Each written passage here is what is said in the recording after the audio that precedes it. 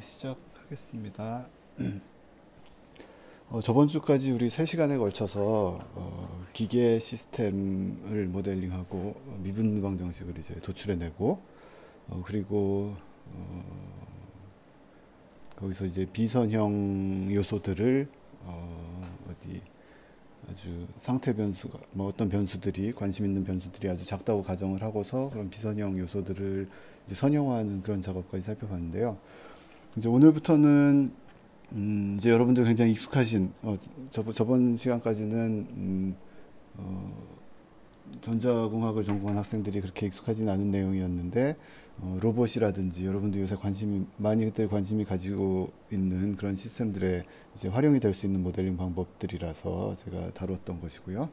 오늘부터는 이제 그렇게 이제 도출된 미분 방정식, 선형 미분 방정식을 가지고 이제 그 어떤 시그널이나 시스템의 특성이라든지 그런 것들을 표현하는 방법, 그런 것들을 이제 살펴보려고 합니다.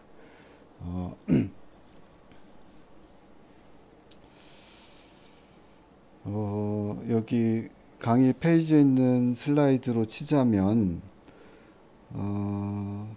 이 슬라이드 두 번째까지가 저번까지 이제 마쳤고 세 번째하고 여덟 번째하고 약간 관련이 있을 텐데요. 여덟 번째는 스테이트 스페이스 어널리시스 좀 이제 뒤에 다시 살펴볼 것인데 미분 방정식이라든지 시스템의 동력학을 설명하는 데 있어서 이제 스테이트 스페이스라는 개념을 약간 설명할 필요가 있기 때문에 같이 설명을 드리도록 하겠습니다.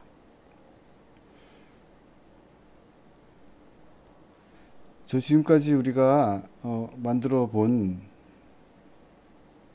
마지막 시간에 만들어 본 방정식 한번 살펴볼까요? 여기 보면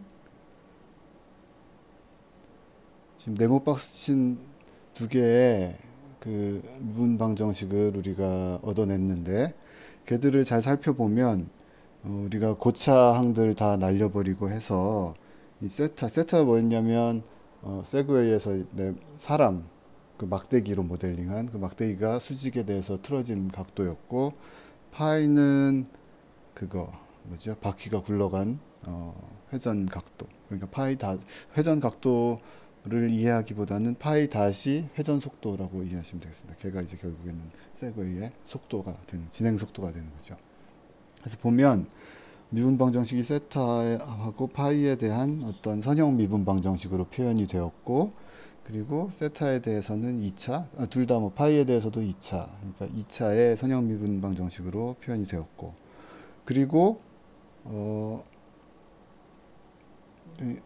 이 시스템은 보면 어떻게 볼 수가 있냐면 어떤 박스가 이렇게 있어가지고 여기에다가 내가 타울을 막 집어넣어주면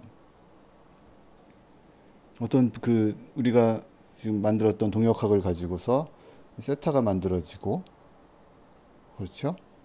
그리고 파이도 만들어질 수가 있을 것이고, 근데 일단은 하나만 생각하도록 하겠습니다. 세타만 이렇게 놓고, 그러면 여기 보면 이 파이는 뭐냐면 우리가 여러분들 신호와 시스템 이런 데서 공부를 하셨던 것처럼 파이는 어떤 숫자도 아니고 쭉 시간에 따라서 이렇게 뭔가 변하는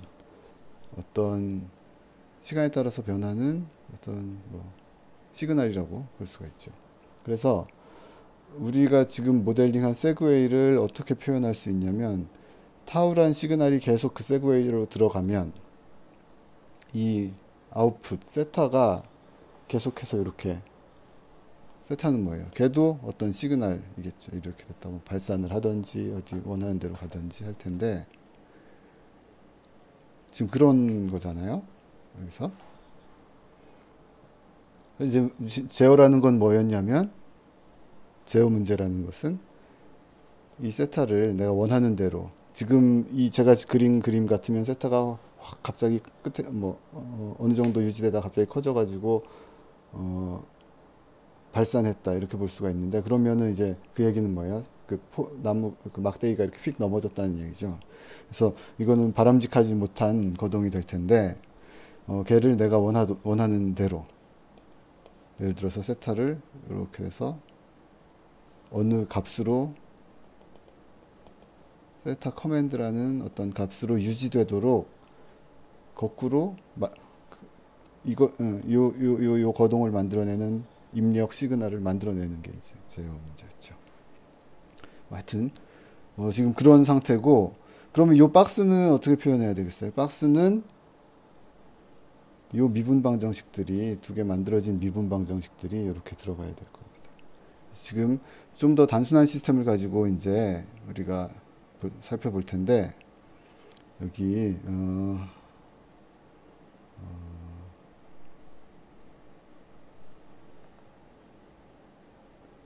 우리 봤던 것 중에 가장 간단한 시스템 중에 하나,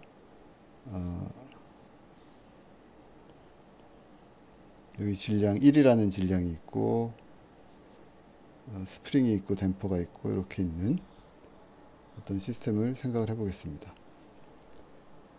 여기서 우리가 모든 숫자는 다 1이라고 놉시다. 질량도 1이고 K도 1이고 댐퍼 개수도 1이고, 그러면 이게 뭐 방정식 만들어 보면 X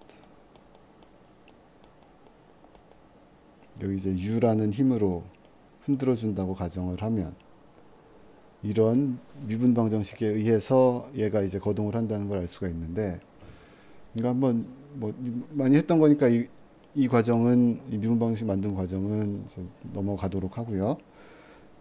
그러면 이걸 아까 그 블럭 그림에서 한번 생각해 보면 U가 쭉 들어가고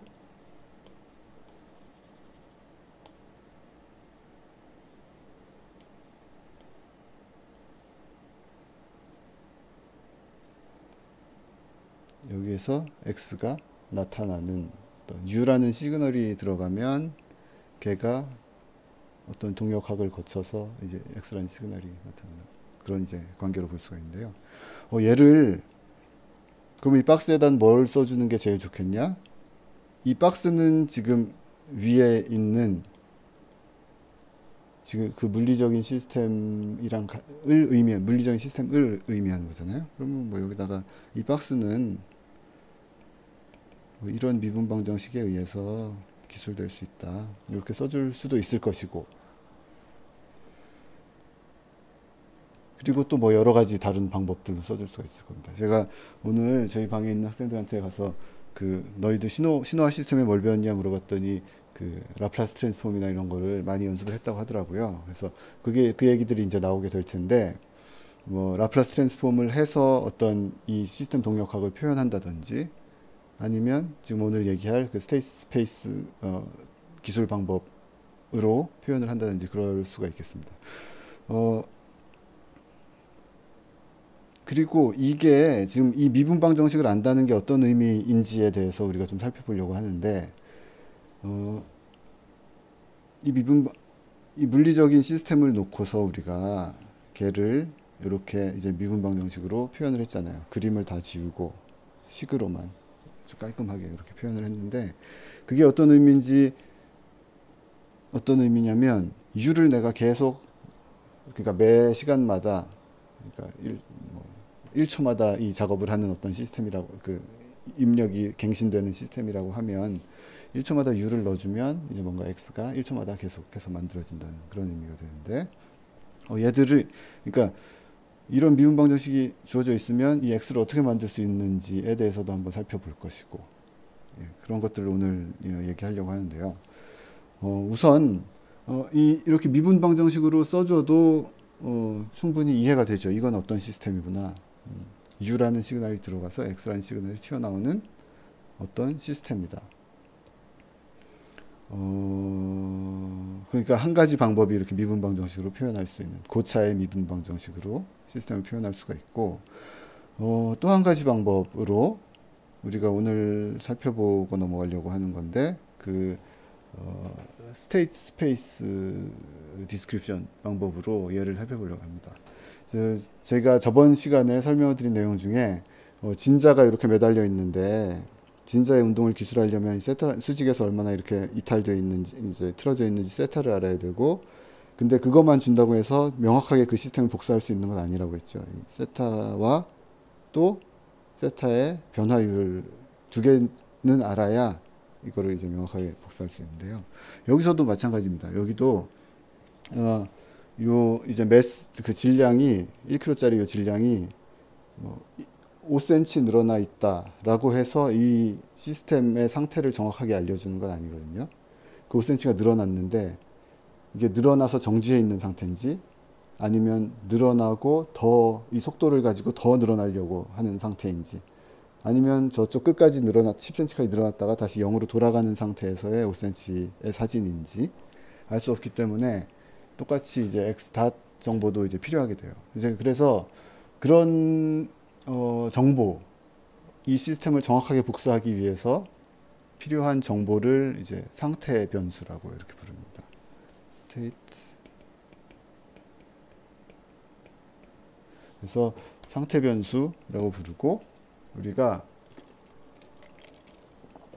근데 상태 변수는 굉장히 많은 방법으로 정의할 수가 있어요. 여러분들 편한 대로 정의를 하셔도 되고 아니면 계산하기 가장 수치적으로 안정적으로 계산할 수 있는 방법으로 정의할 수도 있고 아니면 사람이 보기에 가장 이해하기 쉽게 정의할 수도 있고 여러 가지 방법이 있는데 그리고 그걸 잘 정의하느냐가 또 굉장히 어려운 어떤 고차원적인 문제가 되기도 하고요. 이 시스템을 얼마나 잘 설명하고 잘 예측하느냐에 대해서 어려운 문제이기도 한데 우리는 그런 건 이제 나중에 생각하기로 하고 우리가 이 수식을 가지고 뭐 만들기에 가장 쉬운 방법을 이제 소개를 하려고 하는데요. 아까 설명한 그대로입니다. 지금 x가 굉장히 중요한 정보라고 했고 그거에 한번 미분한 x닷. 그러니까 이거는 얘를 어떤 새로운 벡터 변수 z라고 이렇게 부르는 거예요. 그럼 어떻게 만들었냐면 이 시스템은 x에 대한 미분 방정식이고 2차의 미분 방정식이니 그러니까 n차의 미분 방정식이니 그 변수 x부터 해서 n개 계속해서 미분한 변수들을 만드는 거예요. 그러니까 이건 2차 미분 방정식이니까 1차 미분까지 이렇게 선택을 하고 예를 들어서 이게 5차 미분 방정식이다 하면 x부터 해서 x닷, x에 2닷, x에 3번 미분한 거, x에 4번 미분한 거 이렇게 해서 5개를 그러니까 차수만큼의 변수를 이렇게 골라서 이제 상태 변수라고 정의를 합니다. 말씀드린 것처럼 굉장히 여러 가지 방법으로 정의를 할 수 있는데 우리는 여기서 간단하게 이렇게 정의를 하도록 할게요.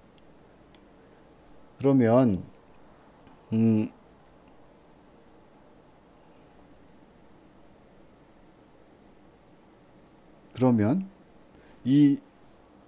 이렇게 정의한 상태 변수를 가지고 우리가 이 시스템을 기술을 하는데 여기 보면 x 더블 닷은 다 넘겨버리면 마이너스 x 닷 이렇게 되잖아요.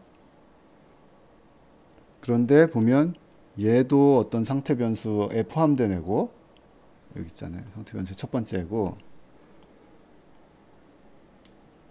이 첫 번째 나타난 x 닷도 상태 변수에 포함된 애니까 이게 여기 상태 변수를 이 순서대로 이렇게 써줘서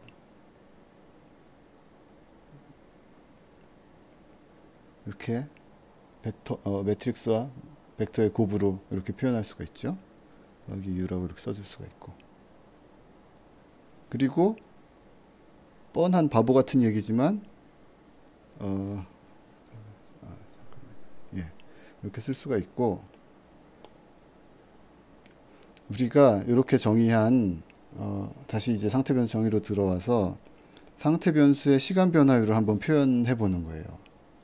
그러면 이거는 한 번씩 미분하니까 이렇게 되겠죠.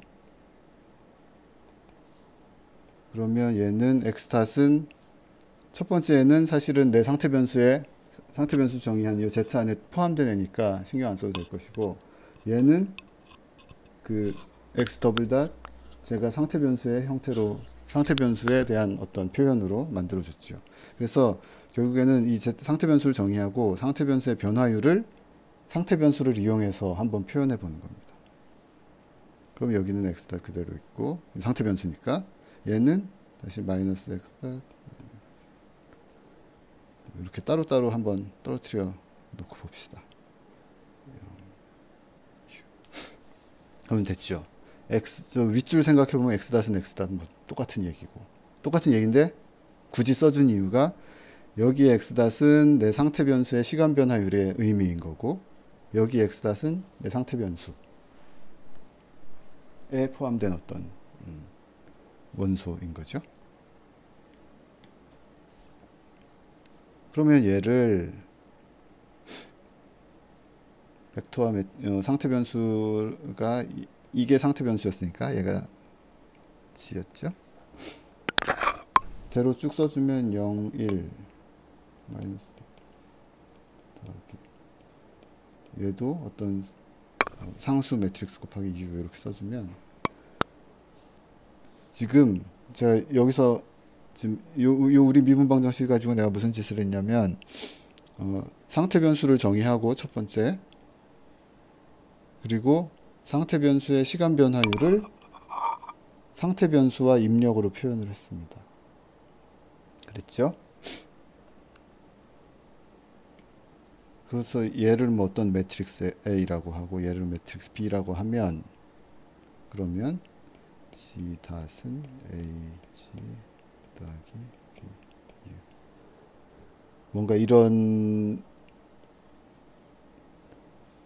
1차 미분 방정식처럼 생긴 형태로 요 2차 원래의 2차 미분 방정식을 표현해 줬어요. 그렇죠? 그런데 여기서 이제 상태 변수에 대한 역학은 표현을 했는데 여기서 이제 출력되는 시그널은 x가 출력이 됐잖아요. 이 시스템에 출력된 건 x니까 걔도 따로 한번 써줍니다. 걔 출력을 y라고 해주면 y는 여기 따로 쓰지 말고 여기에서 출력을 마찬가지로 상태 변수로 표현하는 거예요. 출력은 뭐예요? x죠. 이 시스템에서. 그러니까 여기서 z라는 의미는 여기 g는 상태 변수라는 의미고 여기 y라는 의미는 이 시스템의 내 시스템의 출력을 의미하는 거예요. 그러면 출력은 x가 출력이 됐으니까 x고 얘를 상태 변수로 표현하면 이렇게 됐죠. 상태 변수와 뒤에 아까 본 거랑 마찬가지로 u랑 같이 표현하자면 근데 결국에는 u는 어떻게 됐어요? u는 이 동력학으로만 입력이 됐지 직접 y에는 동력학을 통해서 전달이 되는 것이지 그 출력 x로 뭔가 직접적으로 출력되는 건 없습니다. 여기 보시면 이렇죠. 만약에 얘가 이렇게 얘가 y가 x 더하기 u로 표현이 된다 하면 이제 여기에 0이 아닌 다른 1이 들어가겠지만 지금 우리 시스템의 출력은 그냥 상태 변수 그 자체니까 여기 그냥 0이 이렇게 그러면 여기서 마찬가지로 시스템의 출력도 얘를 어떤 C 매트릭스라고 D 매트릭스라고 하면 시스템의 출력 Y도 C, G 더하기 D 이렇게 어떤 상태 변수와 입력 변수로 표현을 해줄 수가 있어요.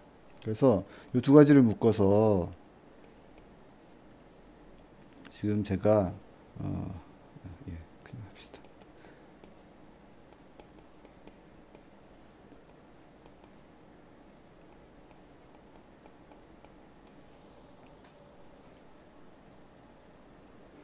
이 원래의 2차 미분 방정식을 이 원래의 2차 미분 방정식을 상태 변수를 미분 방정식의 차수만큼 크기를 가지는 이 상태 변수를 정의함으로써 1차 미분 방정식처럼 보이는 어떤 매트릭스 관계식으로 행렬과 벡터의 관계식으로 이렇게 만들어냈죠. 이게 이제 이런 것들을 지금 동력학을 뭘로 표현했냐면 요 z라는 상태 변수를 사용을 해서 표현을 했고,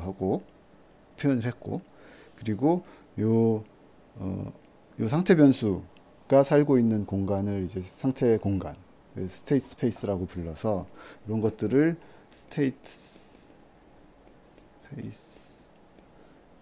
스페이스에서 어떤 시스템을 기술했다고 해서 스테이트 스페이스 디스크립션 했다고 이렇게 부릅니다. 아니면 스테이트 스페이스 이퀘이션.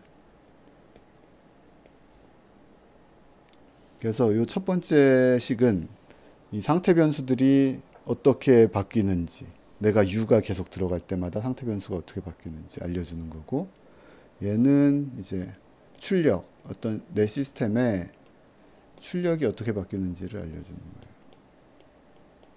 그렇죠.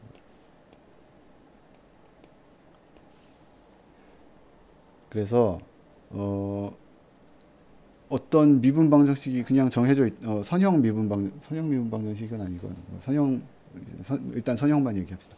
선형 미분 방정식이 정해져 있으면 걔를 지금 한 절차대로 똑같이 할 수 있어요. 여기 뭐 예를 들어서 x에 3번 미분한 거에 더하기 ax 2번 미분한 거,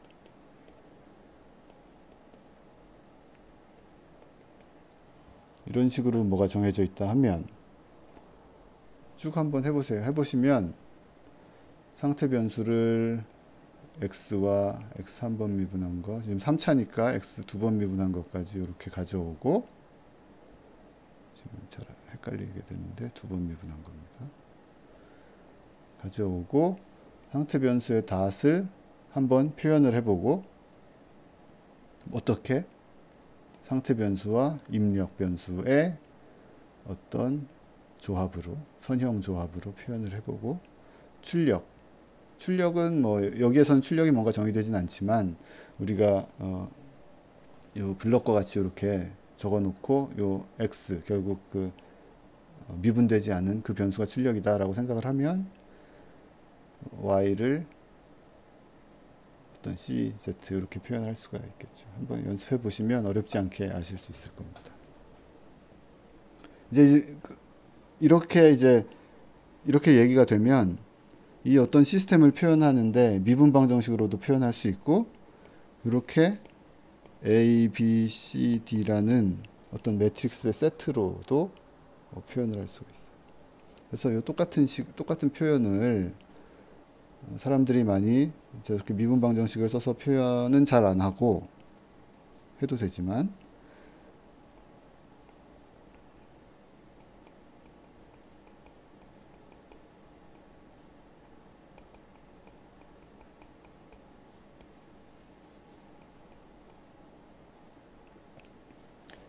이렇게 뭐 그냥 상태 변수, 상태 공간 그 표현법의 매트릭스 4개로 이렇게 표현을 하기도 하고요. 아니면 뭐 더 게으른 사람들은 이렇게 A, B, C, D 이렇게 써서 표현을 하기도 합니다. 보면 이렇게 묶어서 이 뭐라고 하죠? 이 블럭 매트릭스들로 묶어서 표현할 수 있는 이유가 이 사이즈들이 딱딱 맞기 때문에 그래요. 보면 이 위 문제 다시 한번 살펴보시면 A는 크기가 2 곱하기 2였고, 이게 A였고, B는 크기가 2 곱하기 1이었고, C는 크기가 1 곱하기 2였고, D는 그냥 스칼라였습니다. 그러니까 ABCD를 이렇게 쌓아 놓으면 요놈이 그냥 어떤 매트릭스, 그 직사각형 매트릭스가 되어서 이렇게 표현을 하기가 쉽죠. 이렇게 표현을 하는 장점은 뭐가 있냐면, 출력이 이거는 뭐가 맞고 틀리고가 아니고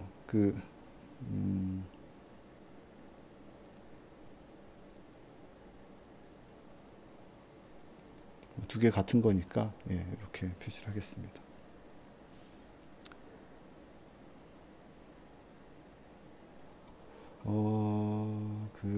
그러면 이 방법의 장점이 뭐냐면 이 시스템에 대해서 굉장히 직관적으로 이해를 할 수 있는 거예요.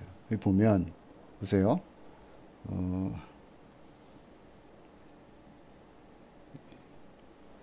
이 시스템이 이렇게 생겨 먹었다고 치면 내가 U는 내가 계속해서 이제 집어넣어주는 시스템으로 집어넣어주는 컨트롤 그거니까 그 입력 변수니까 내가 사실 알고 있는 거죠. 내가 알고 뭐 아니면 내가 만들었거나 그러니까 제어 알고리즘을 통해서 만들었거나 U를 계속 아는 거고 그리고 Z는 상태 변수들인데 그 상태 변수들의 초기치를 안다고 가정을 합시다. 초기에 시작할 때 이 상태가 어떻다. 지금 위에 이제 질량 이 매스템퍼 이 시스템 같은 경우는 초기에 시작할 때 원점에 정확하게 정지되어 있는 상태에서 시작을 하겠다. 다시 얘기하면 x의 제로 이렇게 쓸까요? 하고 x 닷의 제로를 처음에 안다. 뭐 정지해 있는 상태다. 아니면 뭐 움직이고 있는 상태에서 시작을 했다. 움직이는 상태에서 시작했다면 얘가 0이 아닐 것이고 아니죠. 움직이는 상태에서 시작했다면 얘가 0이 아니 두 번째 속도가 0이 아니라는 얘기겠죠. 뭐 어떤 다른 숫자를 가지고 있는. 그래서 이거를 일단 처음에 안다고 가정을 하면 시작할 때 다시 얘기해서 g의 제로를 아는 거죠. g의 제로 뭐냐면 x의 제로하고 x 닷의 제로니까. 그러면 이 첫 번째 식을 통해서 g 제로를 알면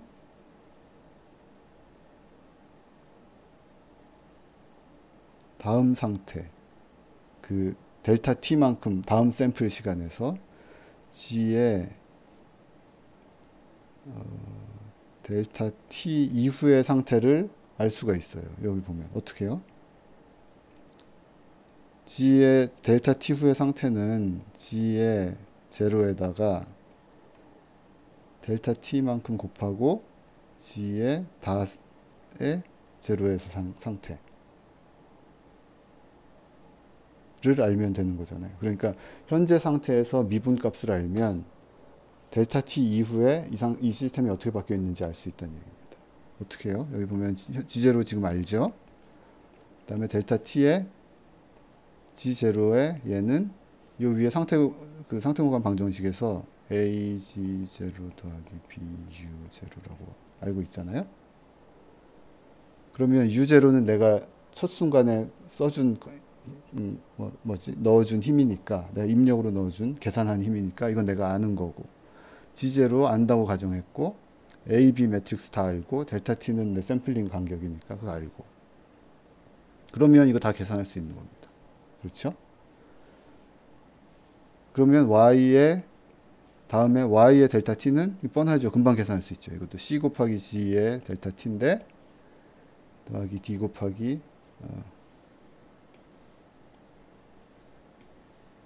du의 델타 t 요거 알고 이건 내가 만드는 거니까 그 다음에 요거는 위에서 계산돼서 알고 그럼 뭐 이거 다 알 수 있는 거죠.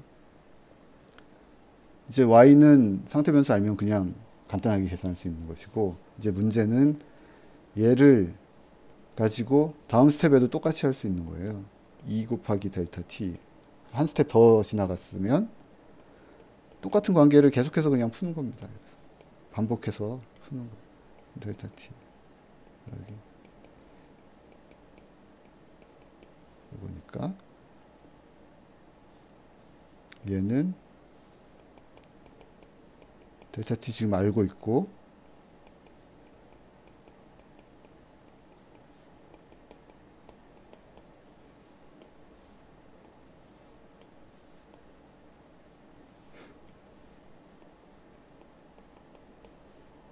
요거는 그 동력학적 관계식에서 알아낸 것이고 그러면 이거 알죠 이거 알죠 이거 다 아는 거라서 이건 내가 계산한 거지. 그래서 다 아니까 바로 또 다음 스텝에서의 출력이건 상태 변수건 계산할 수 있는 거.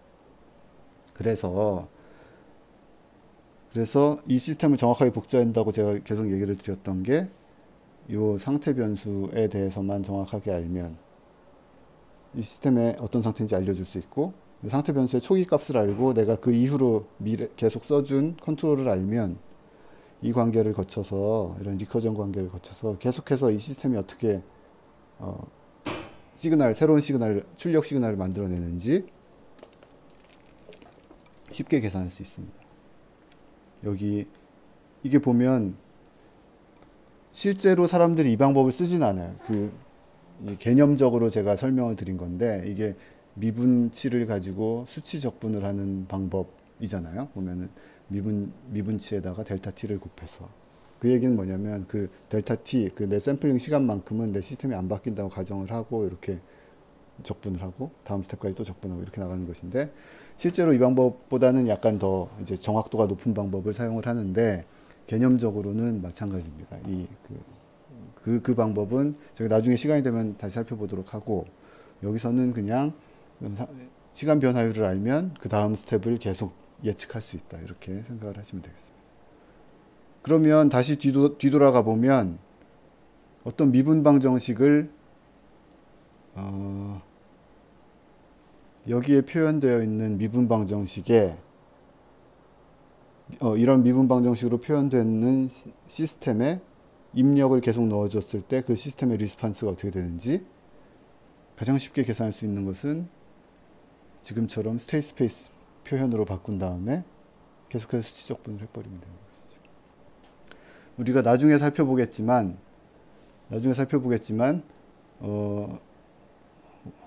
이 시스템과 시그널과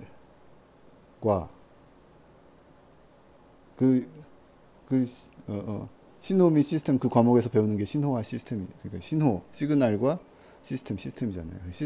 시그널은 뭐냐? 그냥 시간에 따라 계속 변하는 어떤 타임 시리즈인데, 그게 이제 어떤 중요한 정보를 담고 있다든지 자연 시스템에 대한 정보를 그런 걸 얘기하는 거고, 시스템은 시그널을 받아들여서 새로운 시그널을 만드는 걸 이제 시스템이라고 우리가 신호 및 시스템 과목에서 그렇게 그러니까 우리가 그 과목에서가 아니라 보통 그렇게 부르는데, 우리가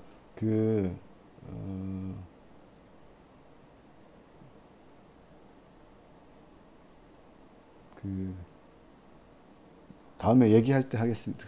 다음에 그게 나올 때 얘기하겠습니다. 제가 하려던 얘기는 뭐냐면, 시스템도 시그널로 볼 수가 있고, 시스템과 시그널을 구분하지 않고 살펴볼 수 있다는 얘기인데, 이런 물리 시스템도 이렇게 미분방 정식으로 표현하고 상태 공간 방정식으로 표현을 하고, 내가 설계할 제어기는 그건 그것도 시스템이라고 볼 수 있는 거죠.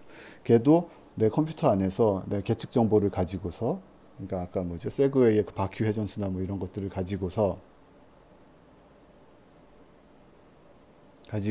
내가 앞으로 어떤 모터 토크를 얼마나 만들어야 될지 계산을 해내는, 그것도 어떻게 보면 시스템이라고 할 수 있잖아요. 그러니까 내 제어기의 구현도 결국에는 이런 방법을 사용을 하게 됩니다. 그래서 이제 그 제어기를 구현하는데, 그 제어기도 마찬가지로 이렇게 미분방 정식으로 표현을 할 수가 있고, 제어기도 시스템이니까 내 계측 정보를 받아서 컨트롤 인풋을 계산해내는 시그널이니까 그 시스템을 이렇게 미분방 정식으로 표현할 수도 있고, 이렇게 상태 공간 형태로 표현할 수도 있고, 이제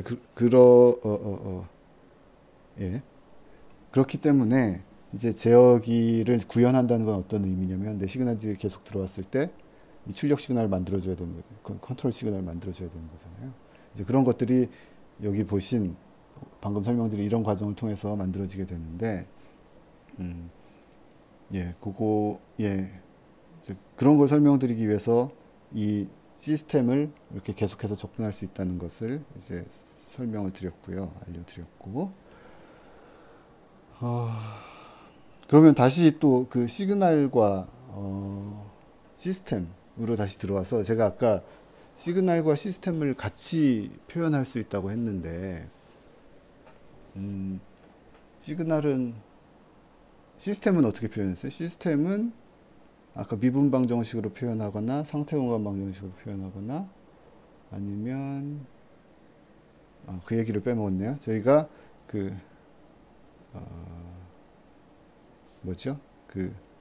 라플라스 이 미분 방정식을 라플라스 트랜스폼 해가지고 또 표현을 할 수도 있고 라플라스 트랜스폼은 뭐 다들 공부를 하셨을 텐데 우리가 그거를 다시 얘기를 하진 않을 거고 중간중간에 얘기가 나올 때마다 그 중요한 특징들 라플라스 트랜스폼 된 시그널 라플라스 트랜스폼 된 시스템의 중요한 특징들 우리가 많이 사용하는 우리 제어라든지 신호 처리에서 많이 사용하는 특징들을 이제 언급을 하고 그렇게 넘어가도록 하겠습니다. 가장 중요한 특징 중에 하나는 뭐였어요? 미분 방정식을 라플라스 트랜스폼 하면 미분하면 그냥 s를 곱한다 뭐 이렇게 볼 수가 있는 거죠. 얘를 그냥 라플라스 트랜스폼 해보면 미분한 만큼 s의 세제곱을 곱하고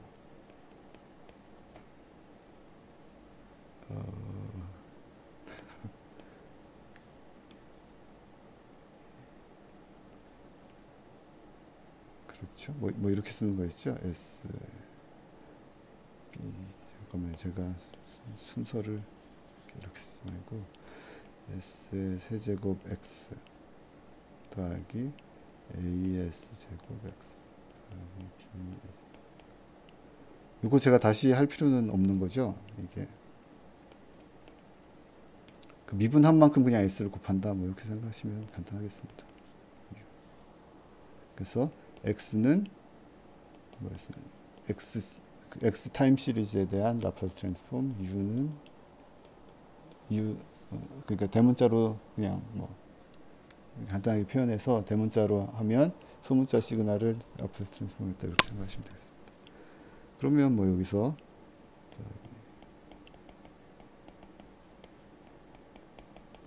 이게 이 과정이 혹시 기억이 안 나는 학생들은 다시 한번 신호 시스템 그 책을 한번 살펴보도록 하세요. 얘는 뭐였냐면 얘는 무슨 얘기였냐면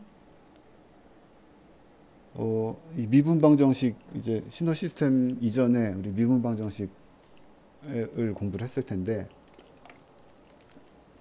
이런 선형 미분 방정식들은 xt가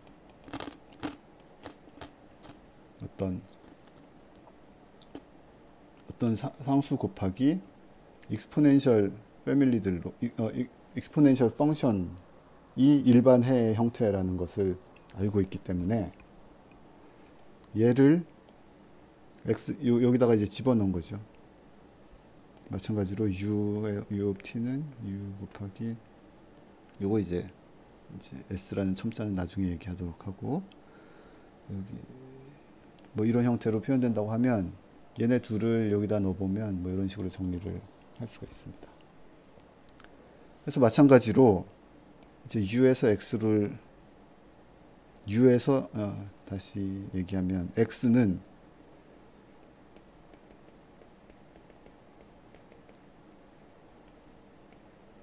이런 관계로 표현할 수 있잖아요.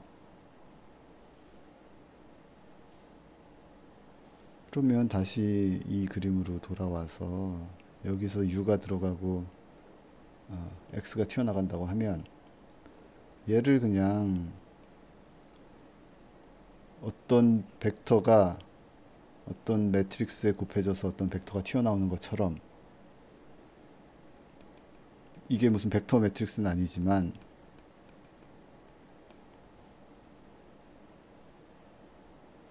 요 놈이 요 분수로 표현된 어떤 요 놈이 내 시스템의 입력과 출력 사이에 관계를 지어주는 어떤 역할을 하겠구나 하는 개념에서 이렇게 박스 안에 이렇게 그 분수 형태의 저놈을 이렇게 집어넣어 주기도 하죠. 신호 시스템에서도 공부를 하셨겠지만 이런 거를 이제 트랜스퍼 펑션이라고 하죠.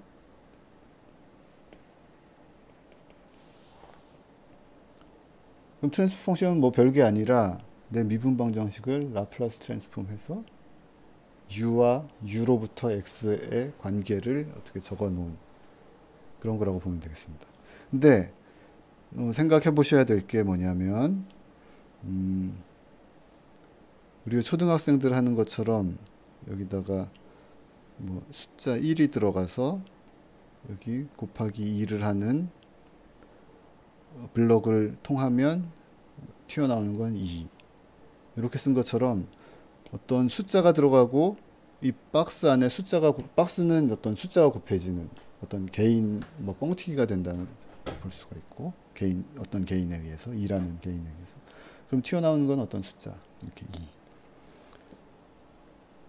이런 것처럼 그러니까 이런 게 아니고 이렇게 단순한 게 아니고 우리가 지금 그려놓은 이 박스는 뭐냐면 숫자로 표현되지도 않고 이 박스를 표현하려면 뭐야 시그널이 들어가서 시그널이 튀어나오면 되니까 이게 숫자도 아니고 뭔가 이제 뭐 복소수도 아니고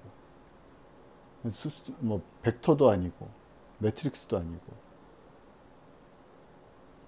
그게 뭐냐면 그게 그냥 다이나믹 시스템이라는 겁니다. 다이나믹 시스템. 그러니까 시그널을 받아서 시그널을 출력하는 다이나믹 시스템이고 걔를 이제 표현하는 방법이 이렇게 미분 방정식 그리고 상태 공간 스테이트 스페이스 이퀘이션 그리고 요 트랜스퍼 펑션 세 가지로 표현할 수 있는데 요 세 가지 그리고 또 하나는 전자 시스템이면 회로 기계 시스템이면 이렇게 프리바디 다이어그램이나 뭐 이런 것들로 그래서 여러분들이 지금 우리가 저번 시간까지 살펴본 내용은 요 둘 사이의 관계를 왔다 갔다 하는 거였고 그렇죠? 요 관계를 지금 왔다 갔다 하는 게 둘 사이에 살펴본 것이고 오늘은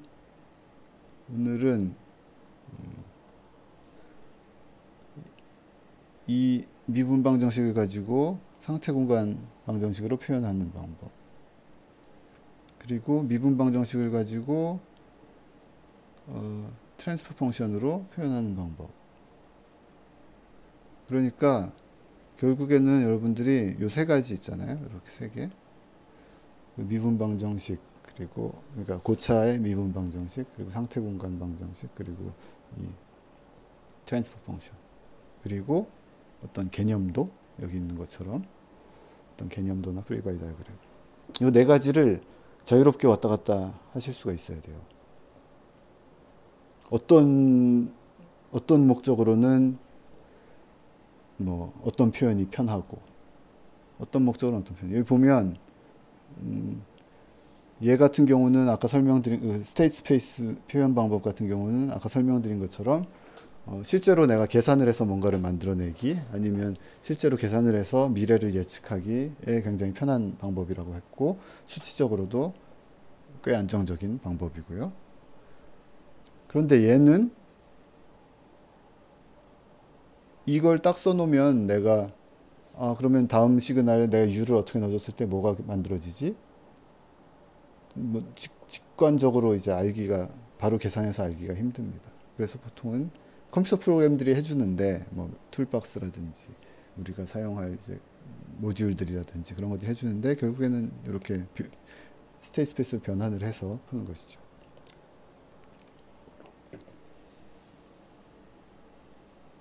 그런데 얘는 보면 요 놈의 장점은 보면 이 트랜스퍼 펑션의 장점은 보면 숫자 4개만 알면 끝나요. 다 정확하게 기술할 수 있어요. 이게 3차 시스템이고 그러니까 숫자가 몇 개 안 필요하다는 거죠. 이 처음에 개수가 1이고 그러니까 뭐뭐를 알려줘야 이 시스템을 알려줄 수 있냐면 이게 분모의 그냥 고차 개수가 그냥 1이라고 치면 A 알려줘야 되고 B 알려줘야 되고 C 알려줘야 되고 이 분자의 숫자 알려줘야 되고 그러면 4개 알려주면 이 시스템을 명확하게 기술할 수 있죠. 그런데 아까 여기서는 어떻게 했어요? 숫자를 몇 개 기술해 줘야 되냐면 A가 3 곱하기 3이고 B가 있고 C가 있고 D가 있고 A가 3 곱하기 3이었고 B가 3 곱하기 1이었고 이게 1 곱하기 3이고 1 곱하기 1 그러면 16개의 숫자를 알려줘야 이 시스템을 그러니까 이 시스템을 구현하는데 더 많은 뭔가가 필요한 거죠. 뭐 그게 메모리라고 볼 수도 있고 결국에는 이게 제어기라고 하면 여러분들의 제어 컴퓨터 그 인베디드 컴퓨터 안에 이런 숫자들을 집어넣어서 구현을 해내야 될 텐데, 그러려면 이제 숫자가 더 많이 필요한 거죠. 이 시스템을 기술하는데. 얘는 숫자는 적게 필요한데 이거 알려줘가지고는 뭐 접근하기가 쉽지는 않은, 그러니까 직관적이지는 않은 그런 상태고. 그래서 그런 뭐 여러 가지 장점들이 있습니다. 그리고 장점 중에, 이 트랜스포 펑션 장점 중에 하나는 이 숫자 4개 알려주면 그냥 명확하게 되는 것이고, 아까 말씀드린 것처럼 이 상태 변수 스테이트 스페이스 이퀘이션 같은 경우에는, 얘 같은 경우에는 상태 변수를 굉장히 다양한 방법으로 정의할 수 있기 때문에 이 표현법이 한두 개가 아니고 무한히 많이 존재하게 되고, 그 중에 뭐 가장 좋은 표현법을 고르는 방법은 뭐 또 다른 차원의 얘기고, 뭐 그렇게 말씀을 드렸고요. 예, 그래서 오늘 살펴본 내용, 이 동력학 시스템을 표현하는 방법, 여러 가지 표현 방법에 대해서 살펴보고 있습니다. 살펴보고 있는데, 다음에 또 어떤 이야기를 하면 좋을까?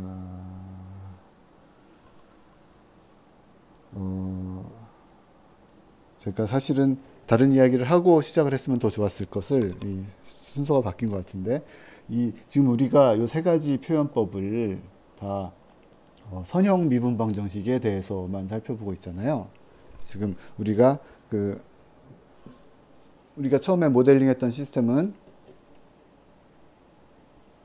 이 단순하게 질량이 이렇게 흔들흔들하는 스프링과 댐퍼에 의해서 흔들흔들하는 애는 아예 그냥 선형 미분 방정식이었지만, 어떤 가정에서 선형 미분 방정식이었죠?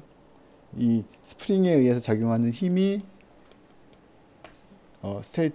상태 변수의 선형 관계로 작용을 하고,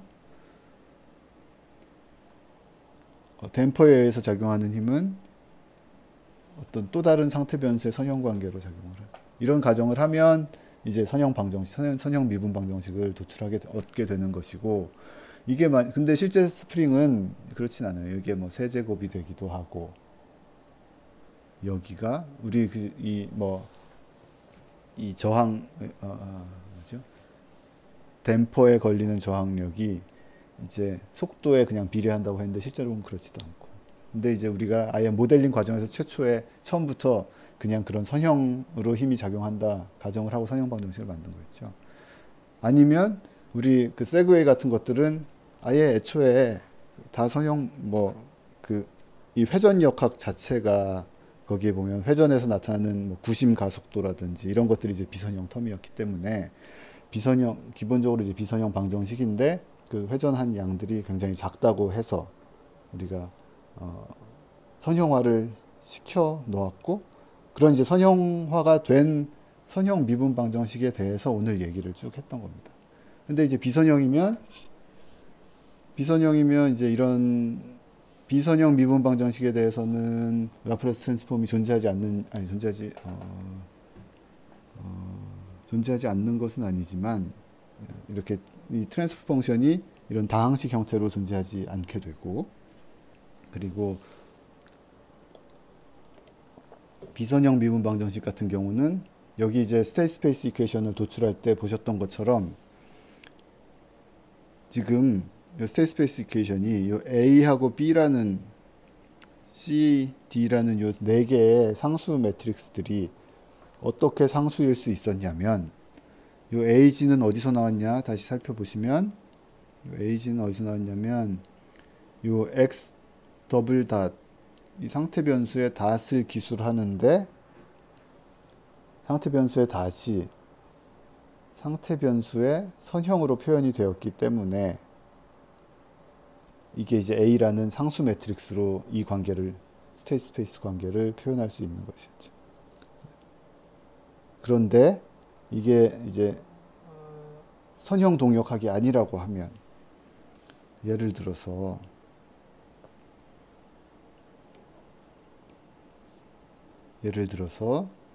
이런 시스템을 한번 볼까요? 여기 이제 X가 이쪽으로 가고, 댐핑 포스가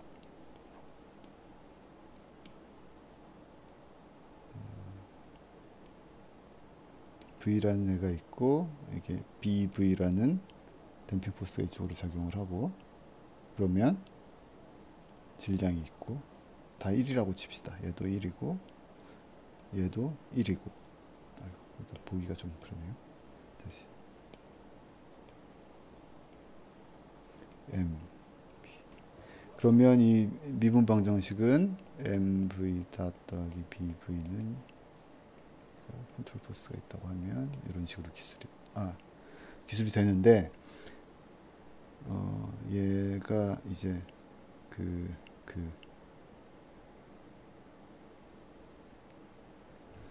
이제 선형 저항 요소가 아니고 이런 2차 형태로 이제 비선형 저항이 존재한다고 하면 얘를 가지고 얘를 만들 수가 있고 내가 이동한 거리 x는 x 닷은 v와의 관계가 있고 이렇게 해서 내가 어떤 시스템을 만드는데 이 시스템이 f라는 시그널을 받아서 x라는 애를 출력을 해주는 시스템이다. 그러니까 내가 가속 페달을 어떻게 밟았을 때 내 차가 얼마나 이동했는지 그런데 그 차는 이제 속도의 제곱에 비례하는 어떤 항력을 공기 저항을 받고 있는 시스템인 거예요. 거기에서 얘를 이제 아까 우리처럼 그 상태 공간 방정식으로 표현을 하려고 하면 상태 변수를 지금 내가 x하고 v가 관심이 있으니까 이 두 개로 표현을 하고 상태 변수의 시간 변화율을 표현을 해 보려고 하면 x 닷은 v 상태 변수로 표현할 수 있고 윗줄은 그렇죠? v 닷은 뭐예요? m이 1이라고 치면 그냥 m은 1이라고 합시다. 그러면 v 닷은 마이너스 bv 상태 변수로 표현은 됐는데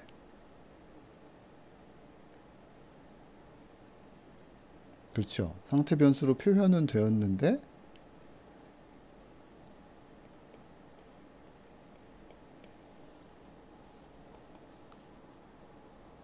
그러면 첫 줄은 살펴보시면 x 닷은 v 맞고 두 번째 v 닷은 마이너스 bv 스퀘어 더하기 f 네 맞습니다. 맞는데 얘를 a 곱하기 상태 변수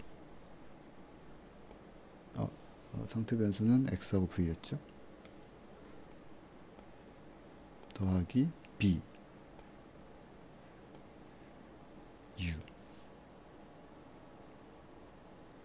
요 bu 부분은 이렇게 b 곱하기 뭐 u 이렇게 표현이 됐는데 이쪽은 이게 표현이 안 되죠. 이쪽에는 첫 번째는 0, 1 이렇게 표현이 되는데 첫째 줄 x 닷은 이렇게 표현이 되는데 v 닷은 상태 변수의 선형 관계로는 표현이 안 됩니다. 이게 비선형 역학이기 때문에 그래서 비선형 역학인 경우에는 이렇게 a, b, c, d 매트릭스로 표현할 수는 없어요.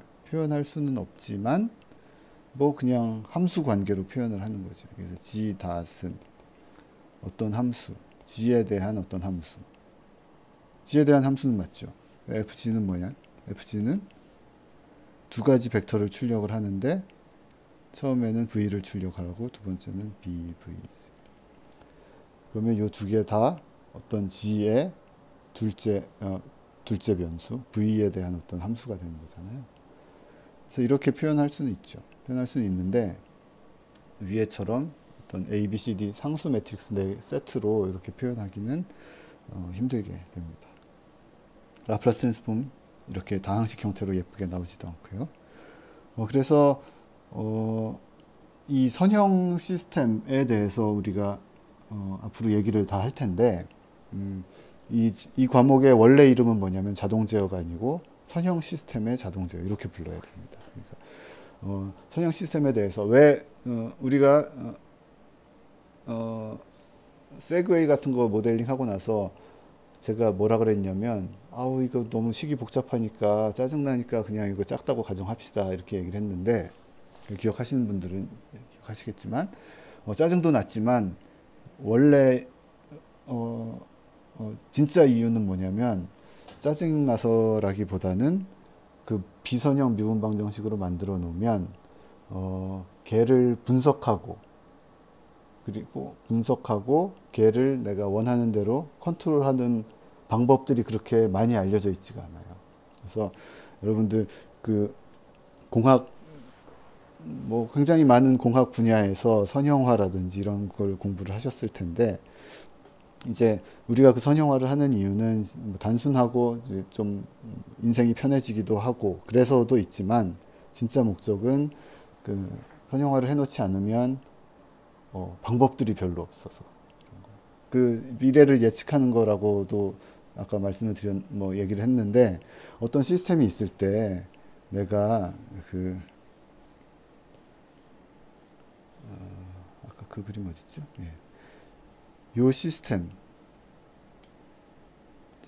여기 있는 어떤 입력 시그널이 들어가서 입력 시그널이 U가 들어가서 출력 시그널 X가 나오는 시스템이 이게 앞으로 어떻게 거동할지 알아야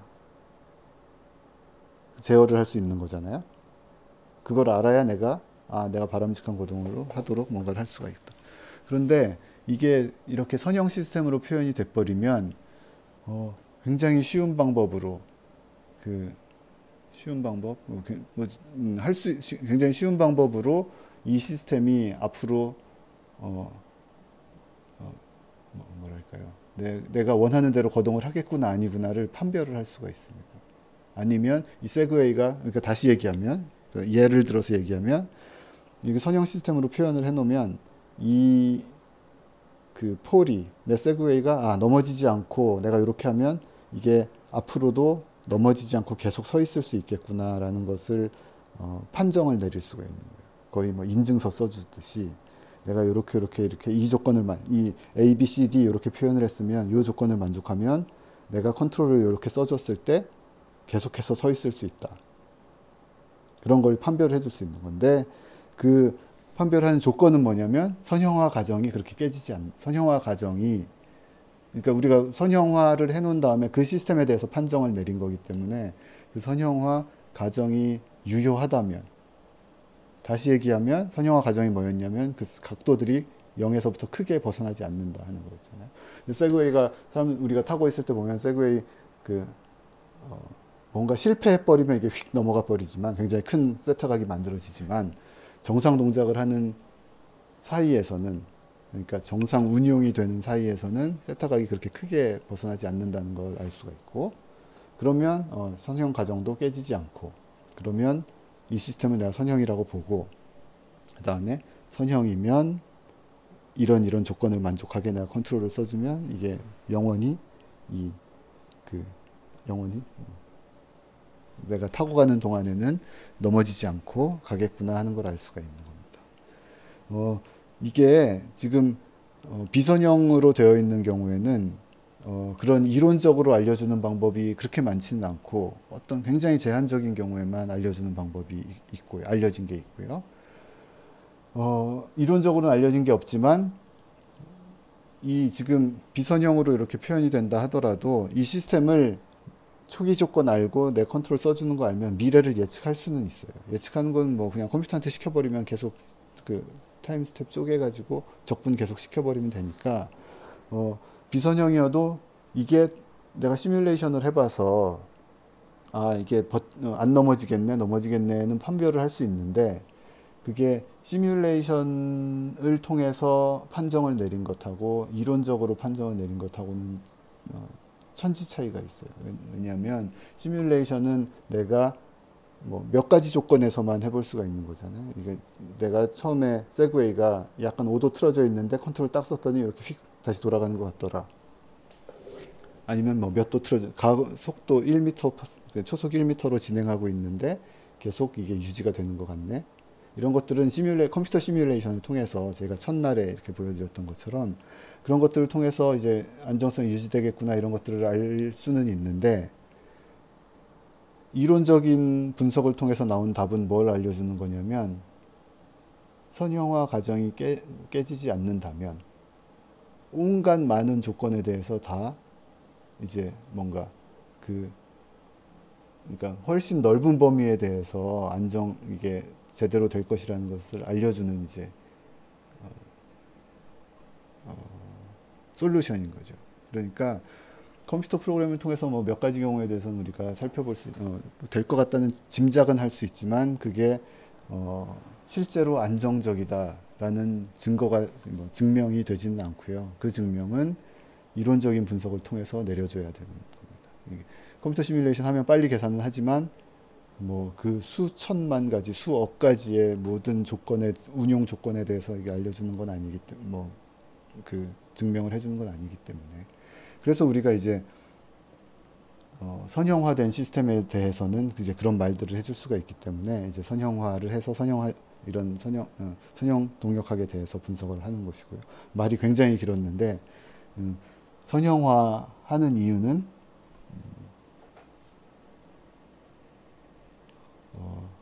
분석 방법, 설계 방법, 사람들이 수백 년 동안 연구해온 그런 방법들이 다 유효하게 되기 때문에 그리고 그러니까 선형 가정이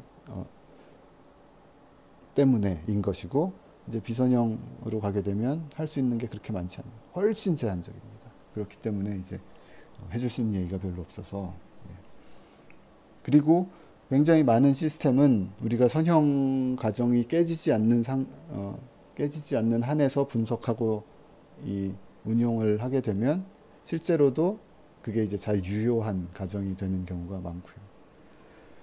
그래서 세상에 선형 시스템은 없죠. 거의 다 비선형, 거의 다라고 얘기하기도 그럴 정도. 선형 시스템은 없다고 할 수 있을 정도로 실제에서는 없다고 할 수 있을 정도로 굉장히 그 제한적인 어떤 문제인데 많은 실제적인 비선형 시스템들이 선형 가정 하에서 뭔가 운용이 되고 분석이 될 수 있고 그리고 그런 게 실제에 거동하고 잘 이제 매치가 되기 때문에 이렇게 선형화해서 이런 분석을 하고 있습니다. 이제 그런 얘기를 드리고 싶었고 다음 시간에는 오늘은 뭐 이 정도로 오늘 뭐 중요했던 얘기는 여러 번 말씀드렸지만 이 동력학 시스템을 여러 가지 방법으로 표현할 수 있어야 되고 걔들을 서로 왔다 갔다 할 수 있어야 되고 이런 얘기였는데 어떻게 왔다 갔다 하는지는 오늘 몇 가지 말씀드린 것도 있고 다음에 기회가 되면 또 다시 돌아와서 말씀을 드리고 이렇게 하도록 하고요. 그리고 또 한 가지 중요한 이야기는 이런 서로 다른 표현 방법의 장점과 단점 이런 것들이 있었고요. 가장 강조하고 싶은 것은 이런 스테이트 스페이스 형태로 기술을 했을 때 내가 시스템을 실제로 내가 직접 이 계산을 해서 예측을 한다 생각을 하면 아웃풋 시그널을 만들어낸다고 생각하면 굉장히 직관적으로 만들 수 있다는 이야기가 있었고 그리고 뭐 선형 시스템에 대한 얘기, 왜 선형화하는지에 대해서 굉장히 주절주절 제가 얘기를 많이 했었고 분석과 설계가 쉽기 때문에 그리고 사람들이 많이 연구를 해놓은 게 다 잘 먹히기 때문에 이제 그런 것이었고 그리고 다음 시간에는 선형 시그널에 이것도 선형 시스템에서 신호 시스템에서 공부를 하셨을 것 같아서 선형 시스템에 대해서 조금만 더 살펴보도록 하겠습니다. 그 얘기는 어떤 얘기가 될 거냐면 이런 라플라스 트랜스폼의 이런 다항식 형태로 나타나는 라플라스 트랜스폼은 이제 선형 시스템만 그렇게 표현할 수 있기 때문에 그런 선형 시스템을 가지고 만들어진 라플라스 트랜스폼의 성질들 제가 오늘 첫 부분에 얘기한 내용인데 거기까지 못 갔으니 그 내용을 다음 시간에 이어서 하도록 하겠습니다. 오늘은 여기에서 마쳤으면 싶고요. 혹시 오늘은 질문들이 하나도 없었던 것 같은데, 혹시 뭐 질문하실 게 있으신 내용은 더 남아서 얘기를 하셔도 좋고, 아니신 분들은 다음 수업 다음 수요일에 다시 뵙도록 그렇게 하겠습니다. 수고 많으셨습니다.